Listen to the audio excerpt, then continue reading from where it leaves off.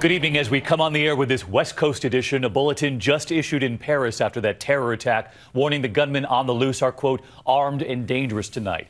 ABC News has learned that a third suspect, 18 years old, has turned himself in. 12 people gunned down, murdered. The images of the horror. The two gunmen wearing all black with automatic weapons there, opening fire on police as well. That officer right there wounded on the ground. They then shoot him. Moments later, the suspects afterward carefully getting into that car right there and then taking off. Tonight, thousands on edge as others gather across Paris. And this evening, we've learned how they broke into that building, forcing a mother holding her child at the door to enter the security code. We have team coverage tonight, beginning with new details coming in from ABC's Terry Moran in Paris.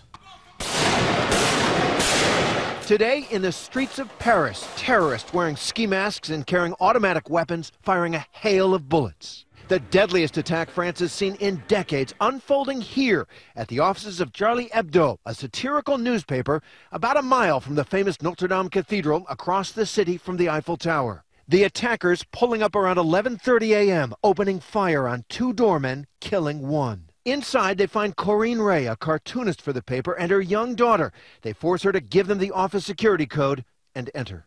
Their targets, the staff of a newspaper that has long skewered radical Islam and other religions. The masked men walking into an editorial meeting, gunning down the editor, Stéphane Charbonnier, and then 9 others. You're describing an execution. Yes. They knew each person they wanted to kill. Exactly. They called their names and shot them. And they were shot at the head. It was not a riot, it was clearly an execution. 5 minutes later, the gunmen racing out, shooting at police and shouting, Allahu Akbar, God is great. And according to witnesses, we avenged the Prophet Muhammad. They shoot and wound one policeman, and then, running towards him, they execute him on the ground. Sprinting to their car, they speed off. In their wake, a chaotic scene, the wounded on stretchers. Neighbors shocked something like this could happen here. I can still hear the shots ringing through my ears, this woman says. I never would have believed I'd hear shooting on my own street. All day, a citywide manhunt. Authorities searching for 3 suspects, 2 brothers in their 30s called armed and dangerous, Saeed and Sharif Kouachi. A third suspect, 18-year-old Hamid Morad, surrendering to police.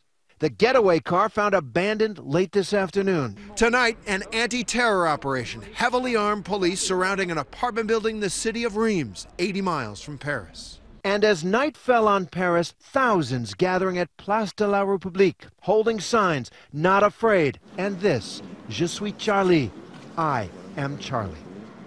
This is a city united in shock and sorrow, but something else. This was an attack on France, and you get the sense here France will fight back. David?